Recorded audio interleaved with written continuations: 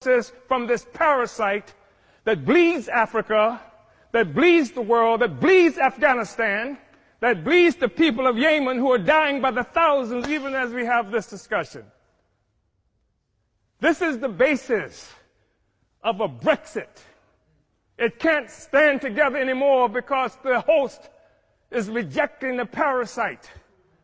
And it's creating crisis throughout Europe and throughout the imperialist world. I think it's necessary, brothers and sisters, to say that there has been a natural trajectory by African people for closer union.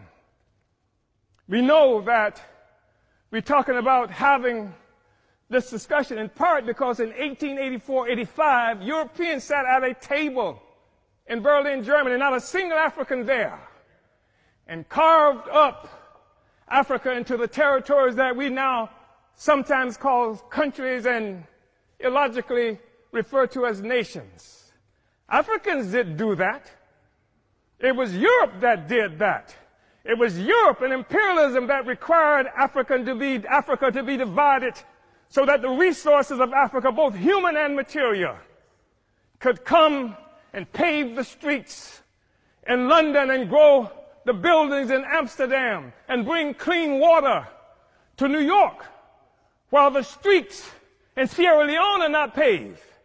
And the people in Sierra Leone do not have clean water. And there's no national electric grid there.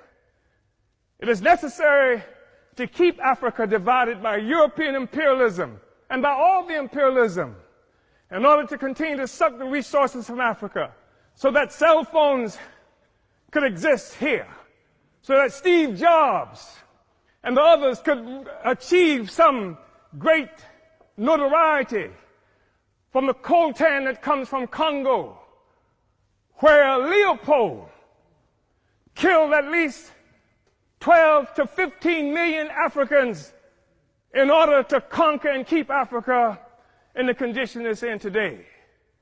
We talk about a united Africa and African Union because of what European imperialism has done to Africa to keep us divided.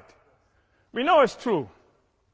We saw 100 years or so ago, Marcus Garvey organized the Universal Negro Improvement Association and African Communities Leagues that stretched across the globe. More than 11 million African people everywhere were connected to this. Africa for Africans, at home and abroad. That was the cry. Not Africans for Nigerians that didn't even exist until the British created it in 1915. And Flora Shaw, the mistress who would become the wife of Frederick Lugard, came up with the name nigger area.